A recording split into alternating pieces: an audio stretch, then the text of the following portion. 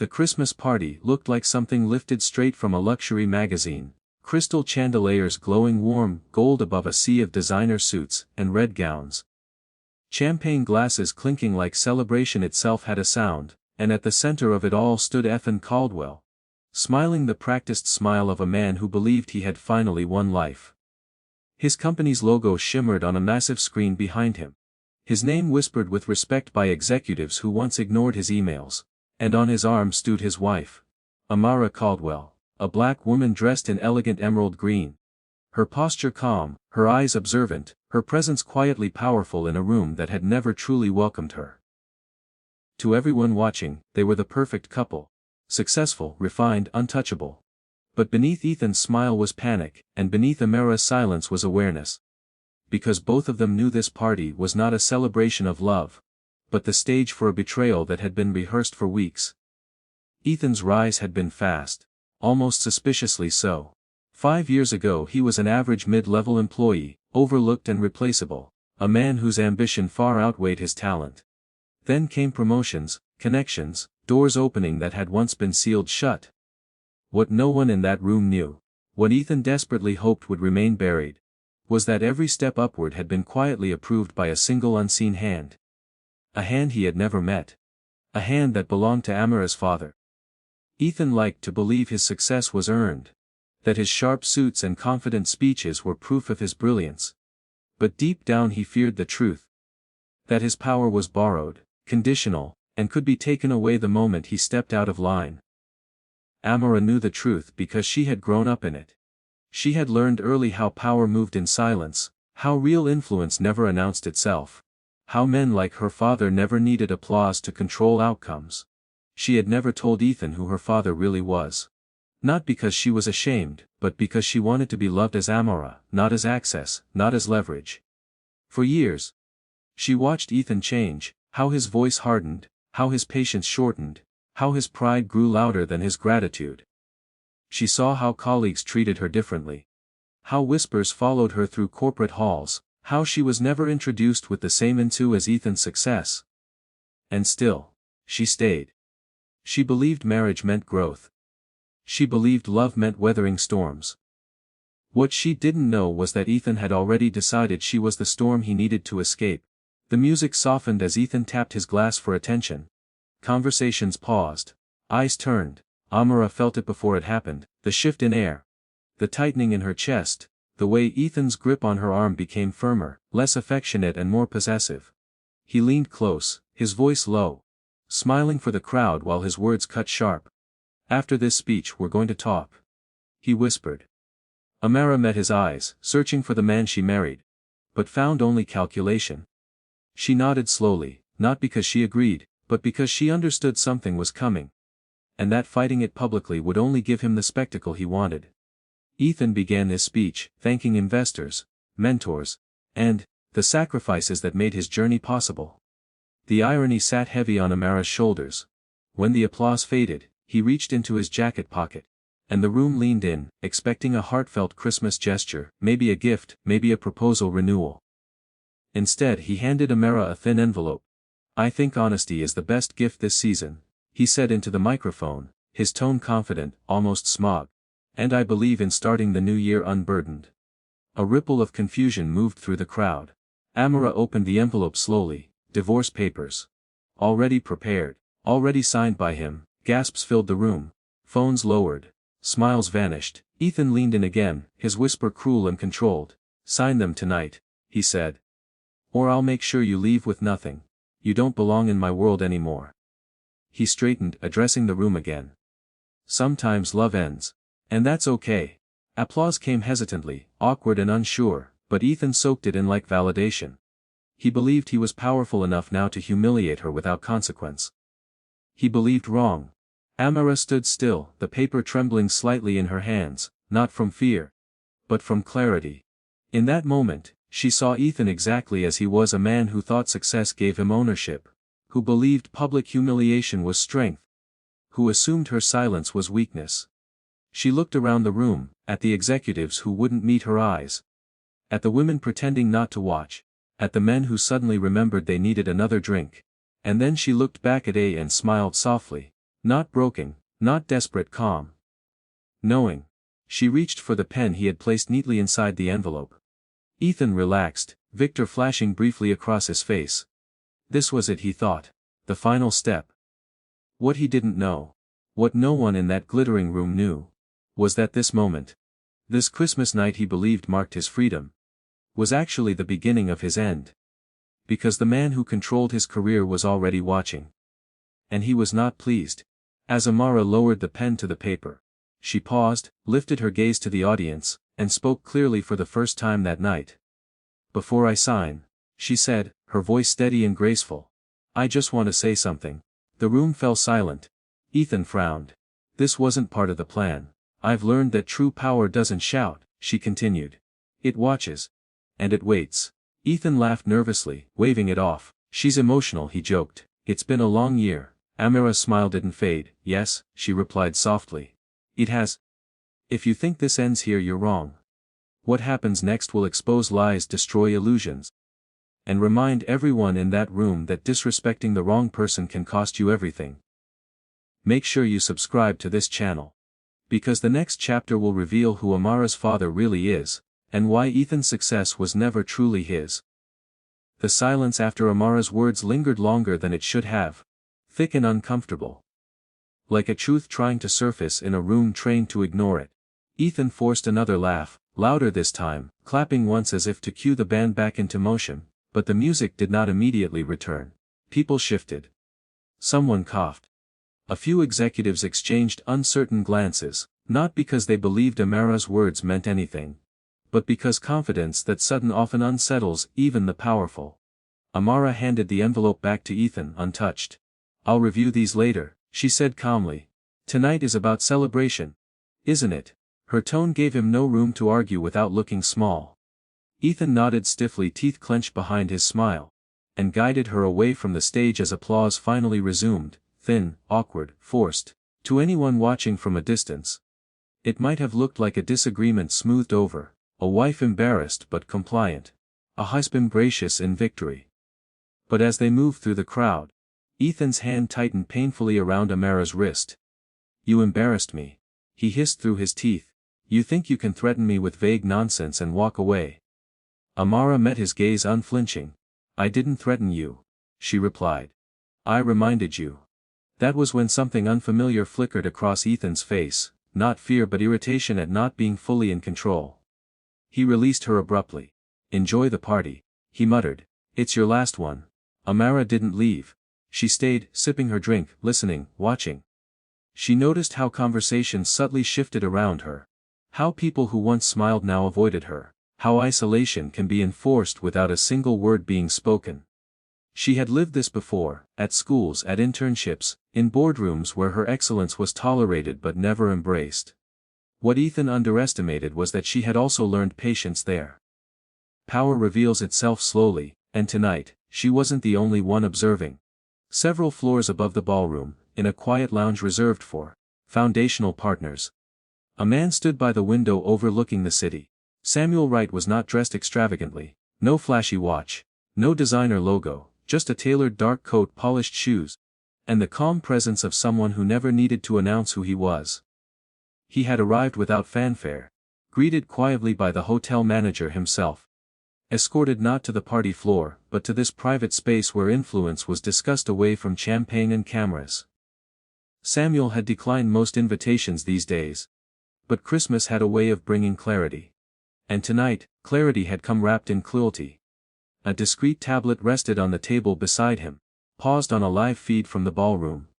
He had watched Ethan's speech in silence, his expression unreadable. When the envelope appeared, Samuel didn't move. When the humiliation unfolded, he exhaled slowly, not in anger, but in disappointment. Not because his daughter was being divorced.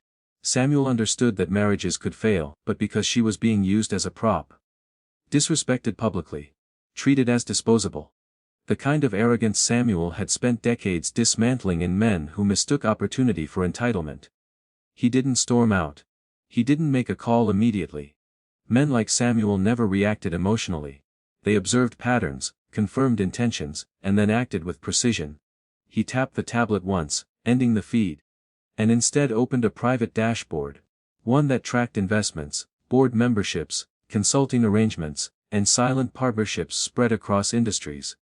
Somewhere within that web sat Ethan Caldwell's entire professional life, stitched together by approvals he didn't even know existed. Downstairs, Ethan was basking in the afterglow of what he believed was dominance. Colleagues congratulated him on his honesty. Investors praised his decisiveness, and one executive even joked that personal baggage could distract a rising star. Ethan laughed along, reassured by the validation. He told himself that Amara's calm was a bluff, that her words were meaningless without leverage. He had never met her father. He assumed, like many did, that a black woman from a modest background could not possibly be connected to real power. That assumption had always served men like Ethan well, until it didn't. Amara watched him from across the room, not with anger, but with a strange sadness. She remembered the early days, when Ethan used to ask her questions about her work. When he admired her intelligence, when he listened. She remembered the first time he joked about her overthinking. The first time he dismissed her concerns as sensitivity. The first time he told her to stay out of corporate matters. Those moments had seemed small then. Tonight they formed a clear line leading here. She finished her drink and set the glass down carefully. She didn't need to confront him anymore. That chapter was closed.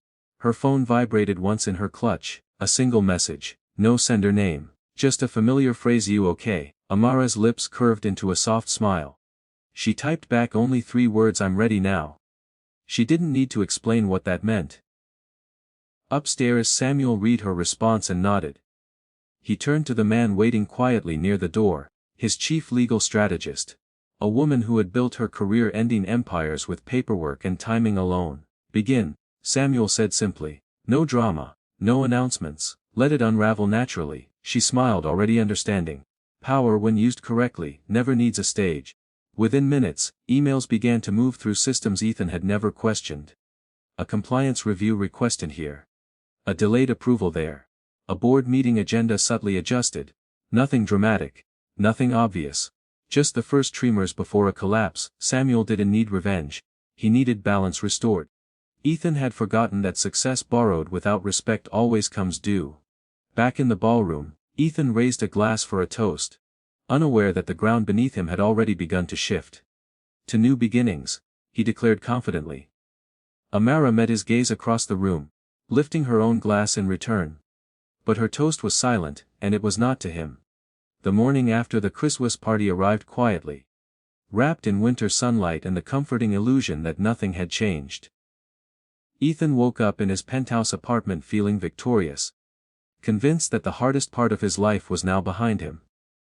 The city skyline outside his window looked like a promise, glass towers reflecting his ambition back at him, a world he believed he had finally conquered.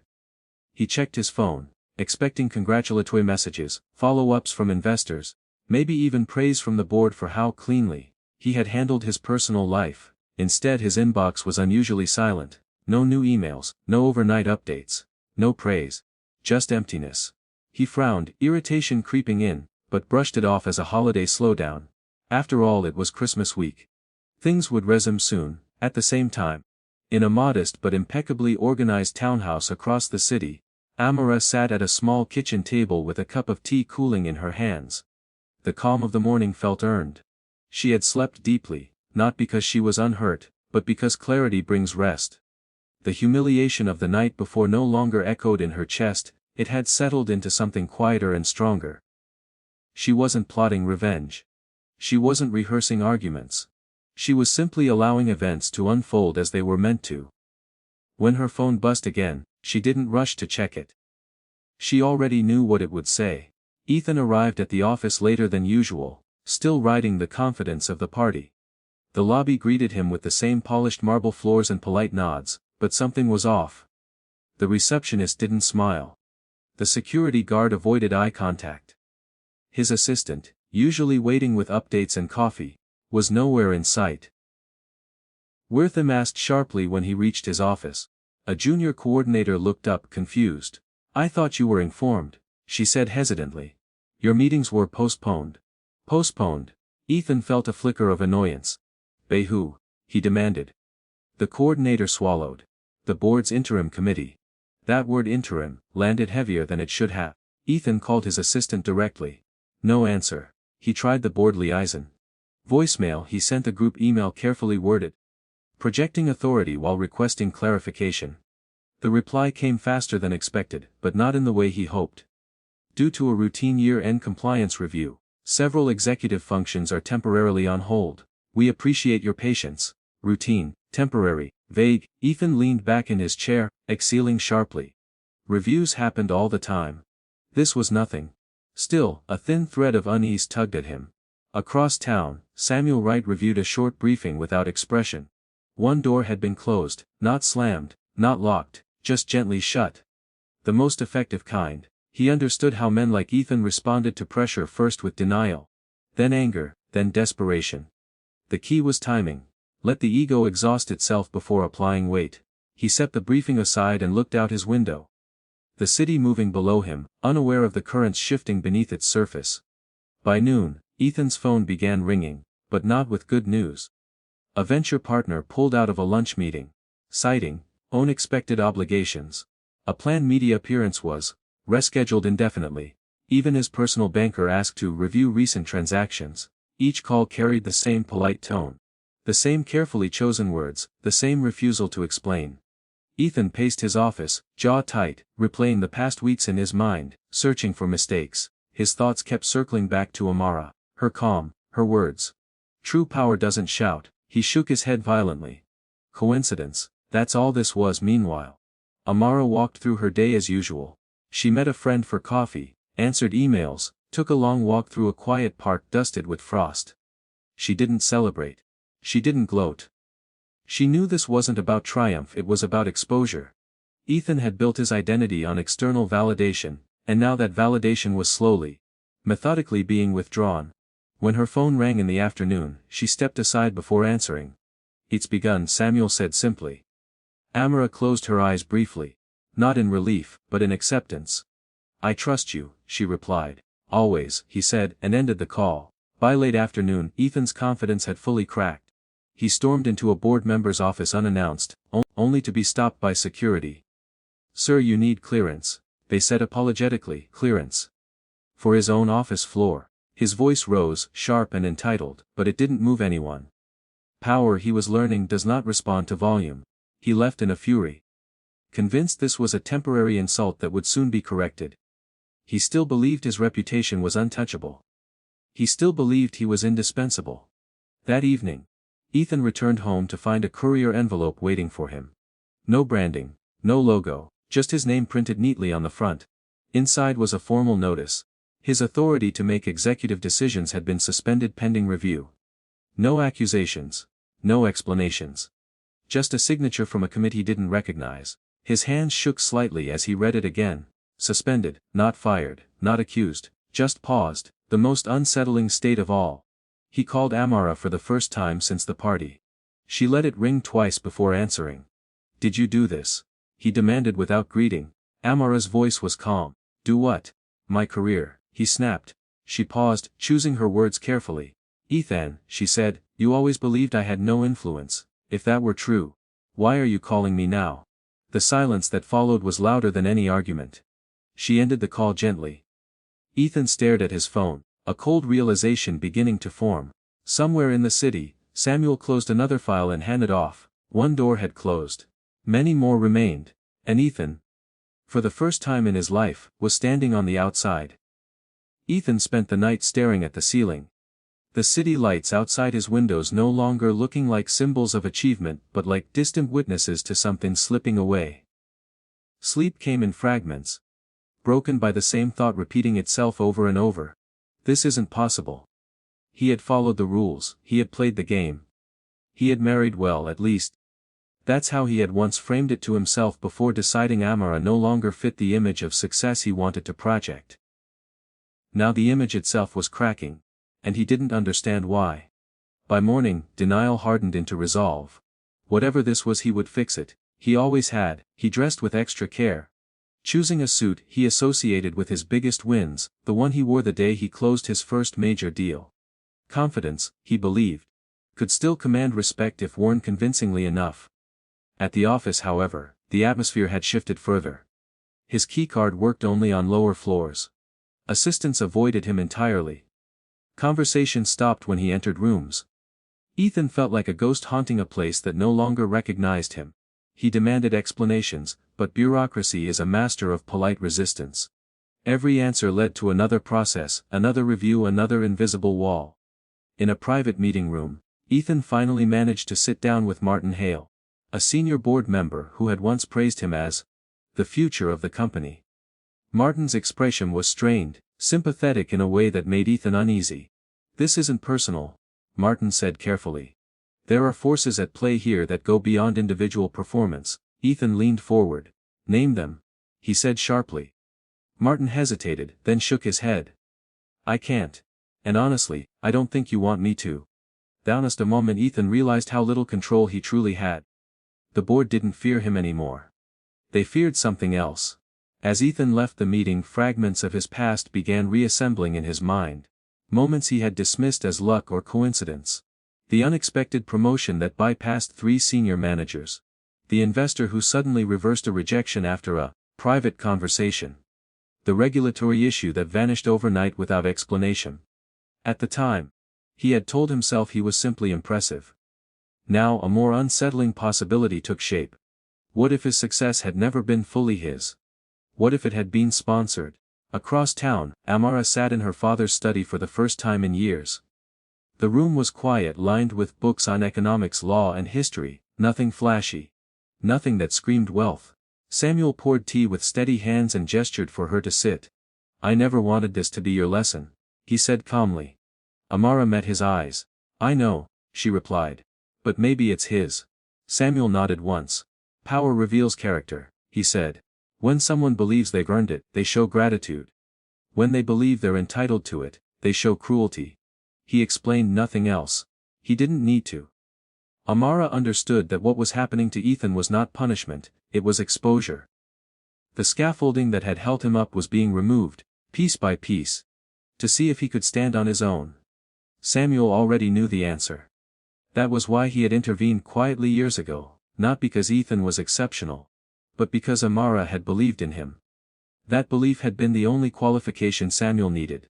Once it was gone, so was his interest. Back at the office, Ethan finally confronted the thought he had been avoiding. He called Amara again, this time less aggressive, more desperate. "Who is your father?" he asked, his voice low. Amara paused, then answered honestly. "Someone you should have respected me enough to ask about before you tried to destroy me."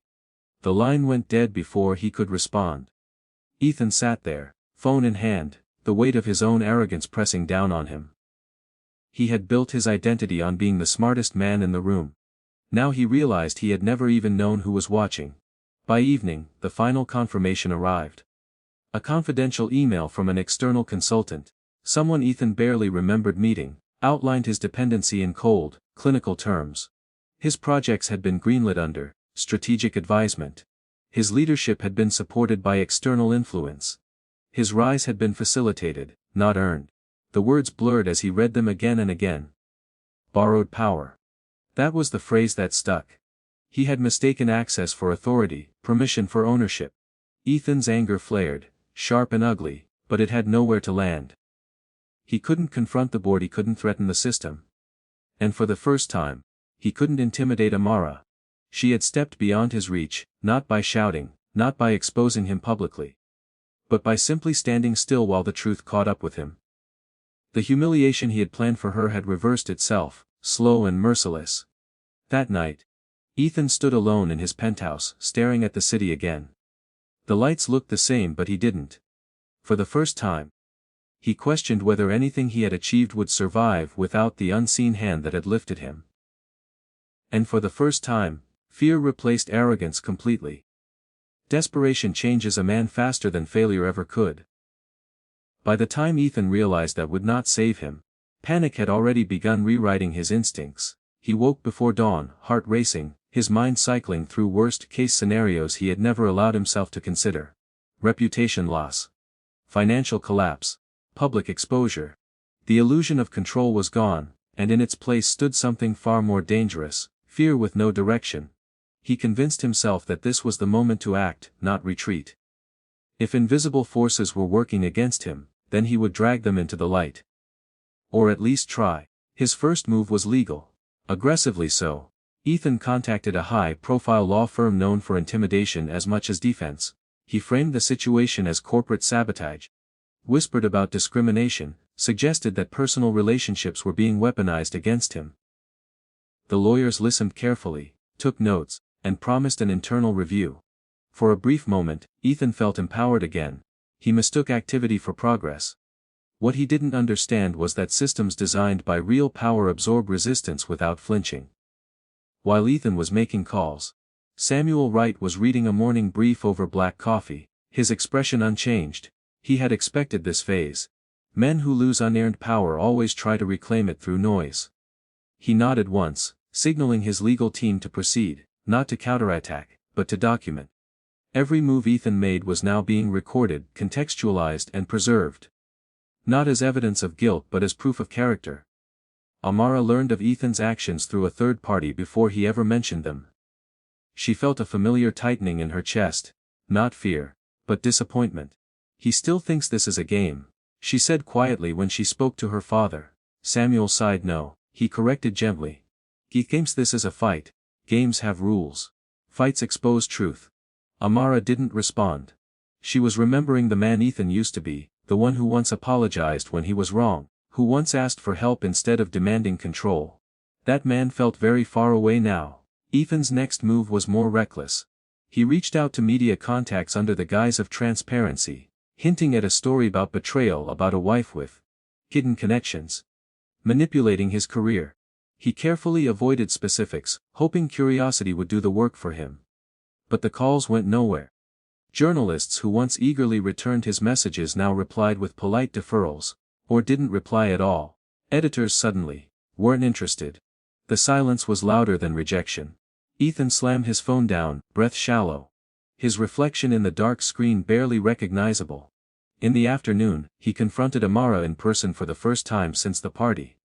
She met him in a public cafe. Calm and composed, while he arrived tense and erratic, eyes darting around as if expecting witnesses. "You think you can ruin me and walk away," he snapped. Barely sitting down, Amara looked at him steadily. "I didn't ruin you," she said. "I stopped protecting you." The words hit harder than any accusation. Ethan scoffed.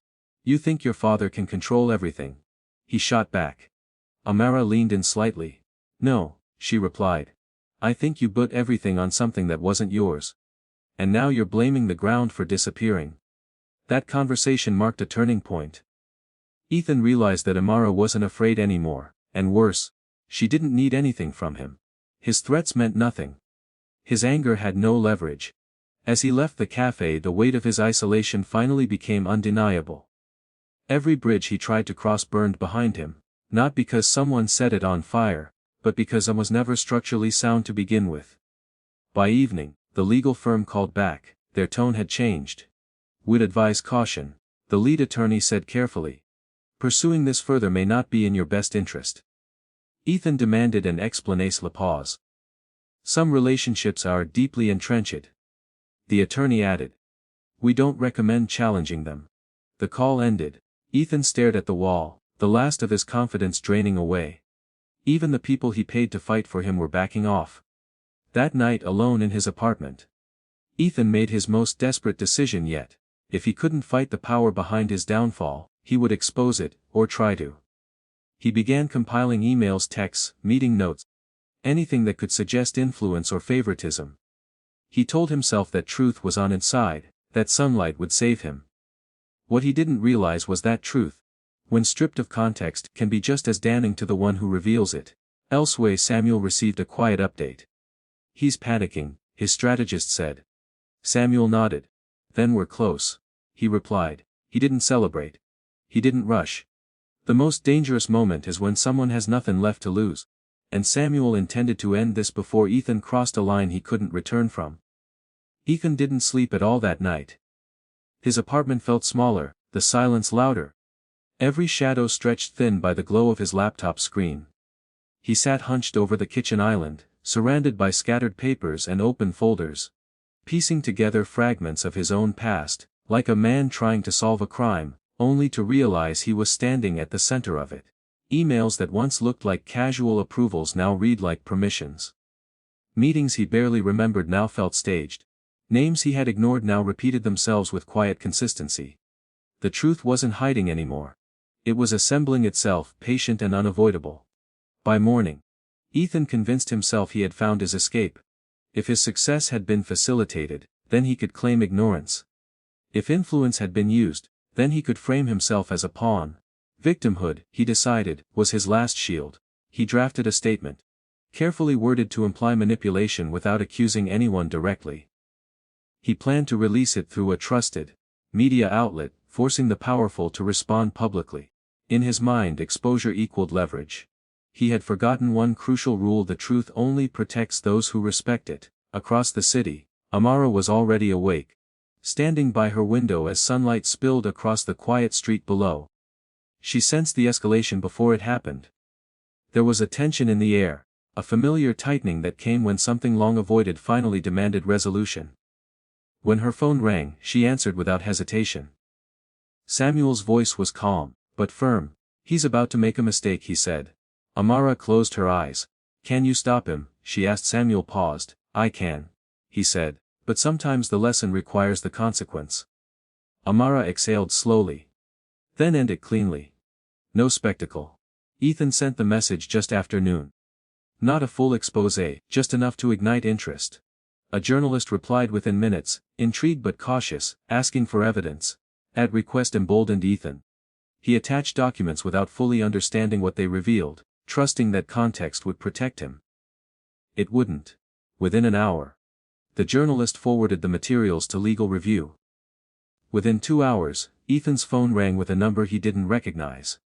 The voice on the other end was polite, measured and final. "Mr. Caldwell," the caller said, "this is regarding your recent communications. We strongly advise you to cease further distribution of confidential materials." Ethan's pulse spiked. "Or what?" he snapped. The pause that followed was deliberate. "Or you risk exposure far greater than what you believe you're revealing." The call ended. For the first time, Ethan felt genuine fear, not of losing status, but of losing protection. That protection vanished before sunset. A formal notice arrived electronically, stamped and verified: termination of executive role, effective immediately. No severance, no farewell statements, no public condemnation, just removal. The board cited loss of confidence and breach of fiduciary responsibility. The irony burned. Ethan laughed once, hollow and sharp, before the sound collapsed into silence. Everything he had tried to control had slipped through his fingers in less than a day. News of his dismissal spread quickly. Though details remained vague, speculation filled the gaps. Investors distanced themselves. Former allies stopped answering calls. Even casual acquaintances grew quiet.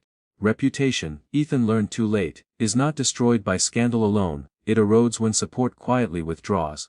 He watched his name become a question mark instead of a certainty. Amara read the news online without reaction. She felt no triumph, only a deep sense of finality. She met her father later that evening, the city lights dimming outside his study. "It's done," Samuel said simply. Amara nodded. "He chose how it ended," she replied. Samuel studied her for a moment. "So did you," he said gently. "You chose dignity." The words settled heavily but warmly. She had walked away without screaming, without begging, without revealing secrets that weren't hers to expose.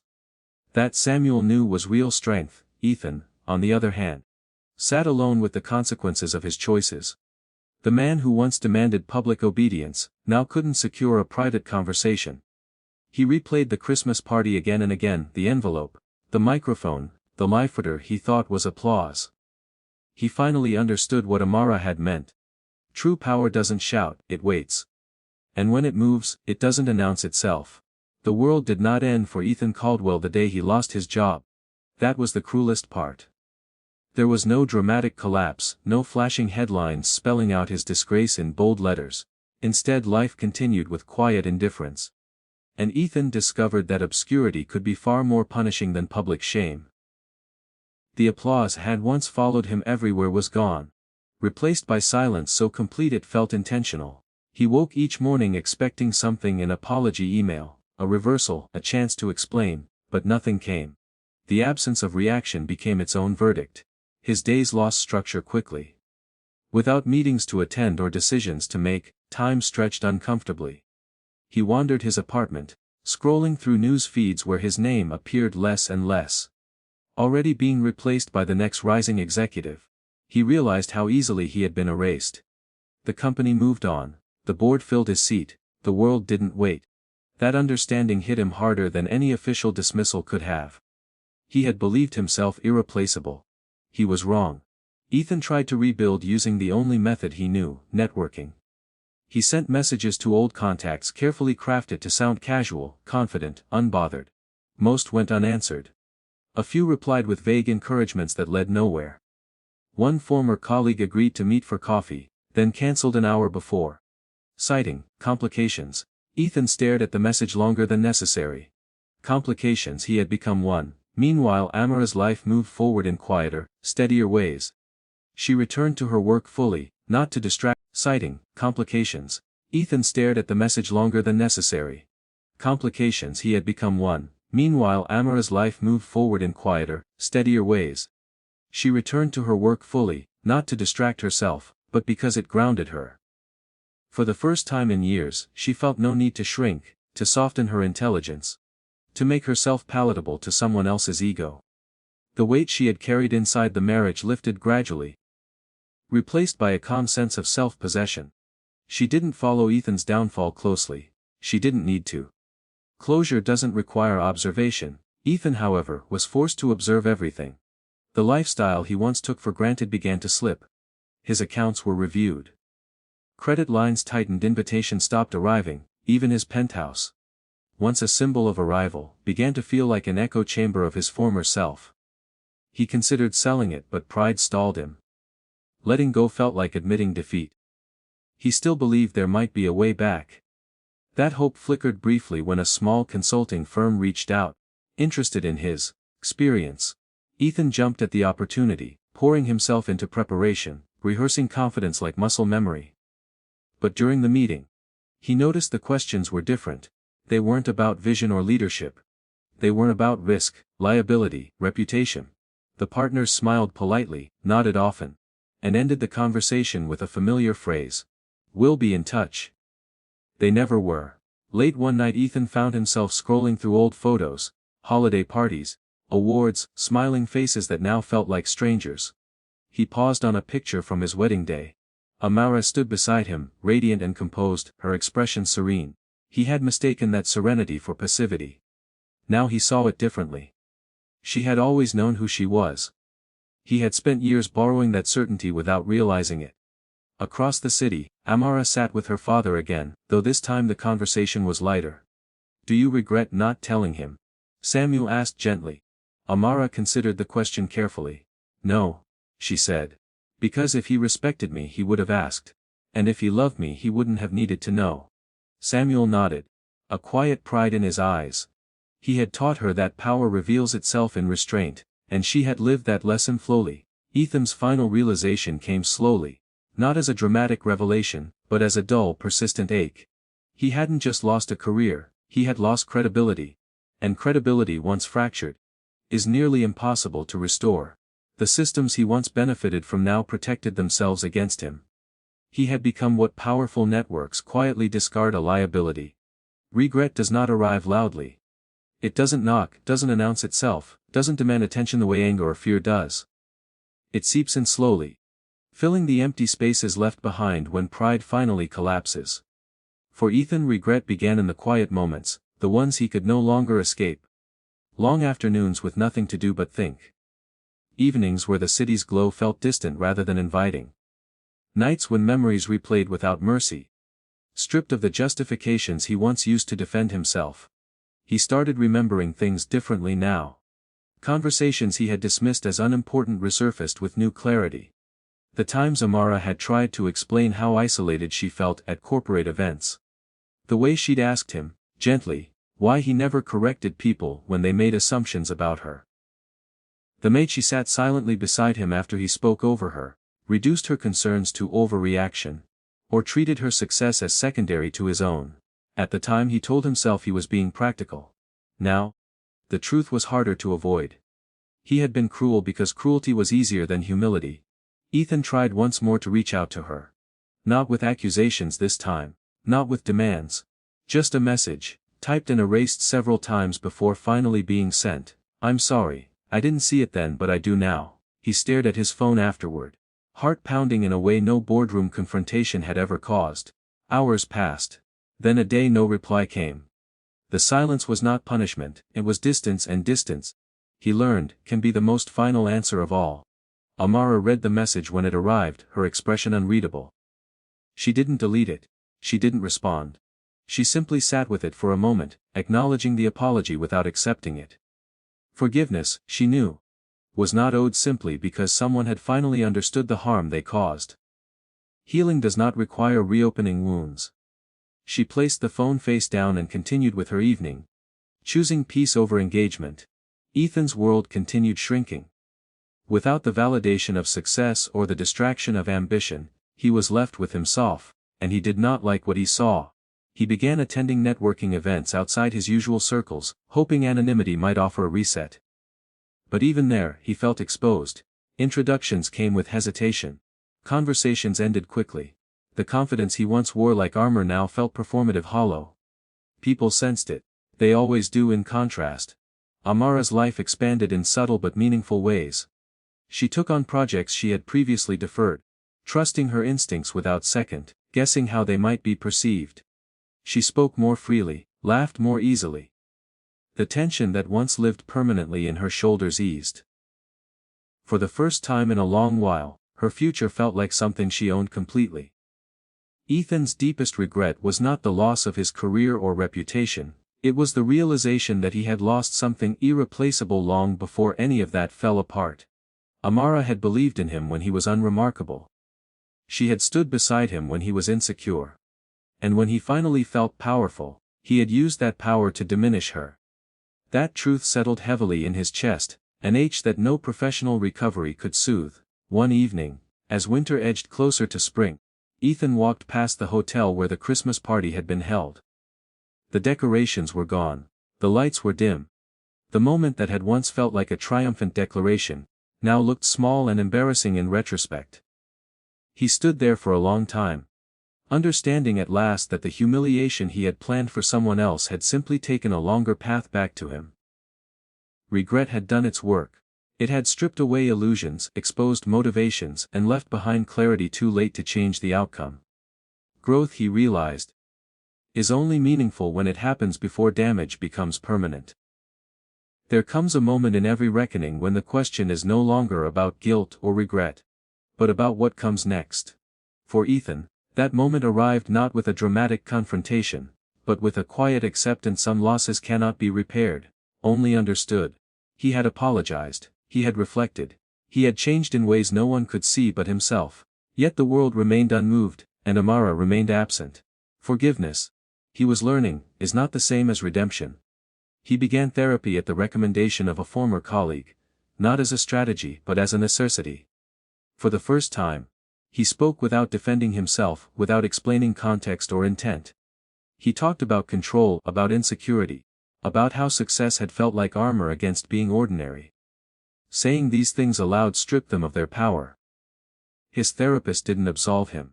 She didn't condemn him either. She simply helped him understand how easily ambition can mute to entitlement when unchecked. Amara, meanwhile, faced her own crossroads.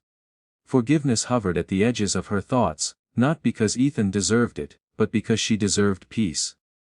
She understood that holding on to anger would only tether her to a chapter of her life she had already closed. But forgiveness, she realized, did not require reconciliation. It did not require access.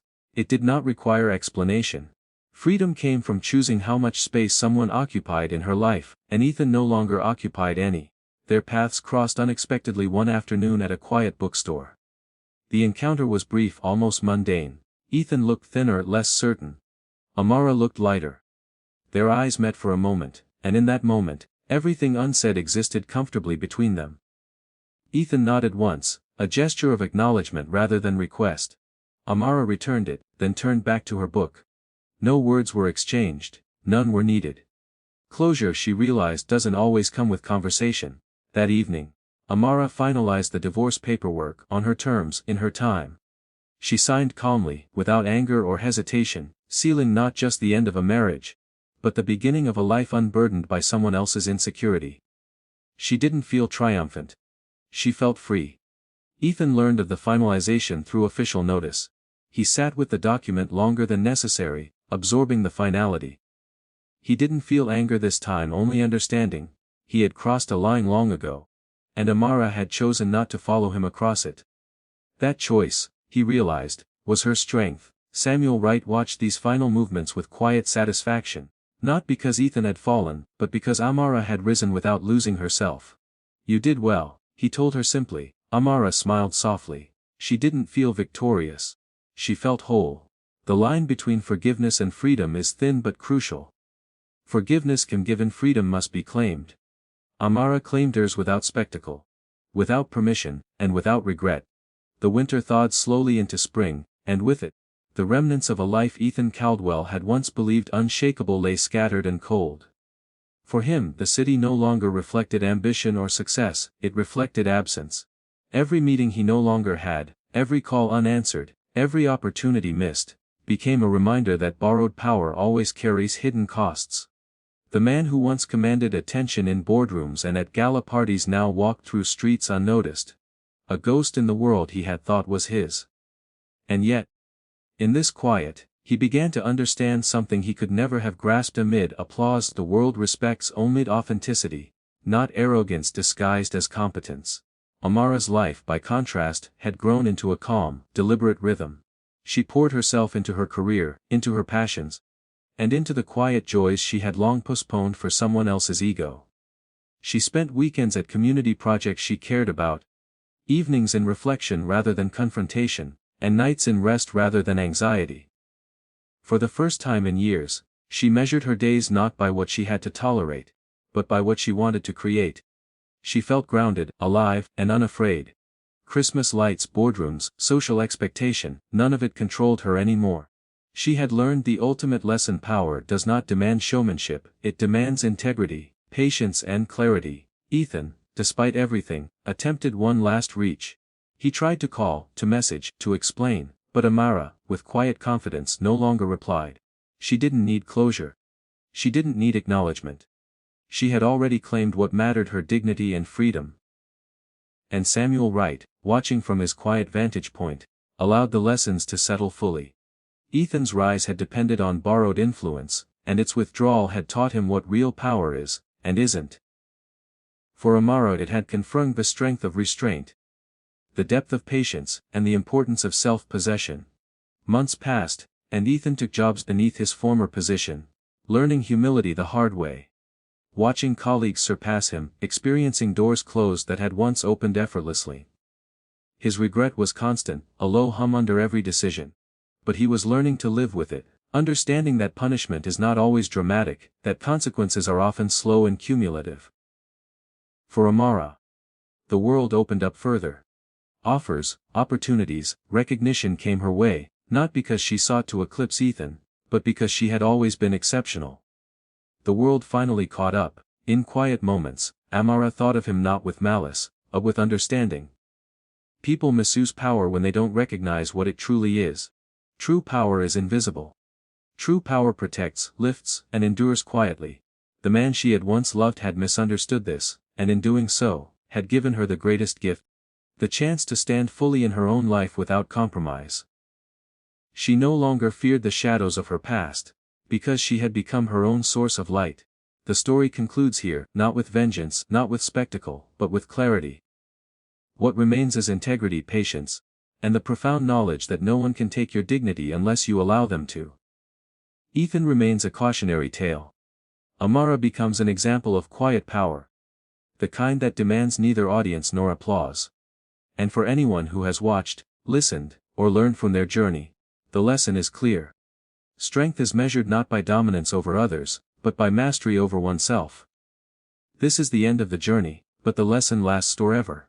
If this story moved you, inspired you, or made your heart race with suspense, make sure you subscribe to the channel for more real life dramas, shocking twists, and stories that teach as much as they entertain. True power is quiet, but the stories that reveal it should never be.